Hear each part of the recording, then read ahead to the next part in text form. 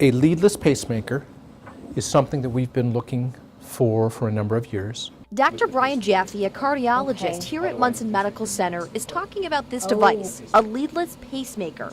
Up until recently, most cardiac patients have been using a traditional model to help regulate their heartbeats. The old style pacemaker has the logic circuits and the battery all inside the can, and the top would hook up to pacemaker leads. The advantage of all this is the pacemaker's out here where we can get at it, and the wires go through the vein system down to the heart. The disadvantage is that the wires, the pacemaker leads, are the weak link. They can cause narrowing, blockage, or injury of the vein system going down. They can become infected. They can break. They're constantly moving. The heart doesn't stop. That concern led to the new model, or leadless pacemaker. It's currently in the phase 2 trial of research. That means the FDA still needs to approve its safety, but the benefits so far are pointing in the right direction. It doesn't go through the vein system.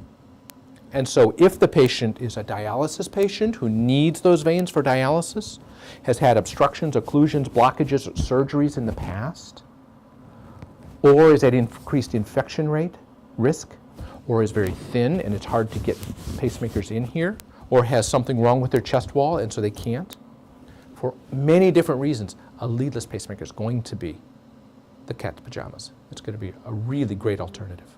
Jan Betcher helped start the cardiac research team here at Munson about 8 years ago. We started from no studies at all to as many as 20 studies. We have enrolled and put on study more than 700 patients in the past 8 years. Currently, we have about 350. The leadless pacemaker study is the one making headlines right now. We actually have 7 patients enrolled now in the leadless pacemaker study, and every single one that has been enrolled has really benefited from the device. There is so much, they feel so much better when they come back for their visits. Having the access to research devices gives our patients a leg up on new technologies that can really help them. So it's a huge feather in the cap of the doctors here in the hospital and for the community, because it lets us get new technology, promising new technology, years before we could otherwise get access to it. In Traverse City, Melissa Smith, 7 and 4 News.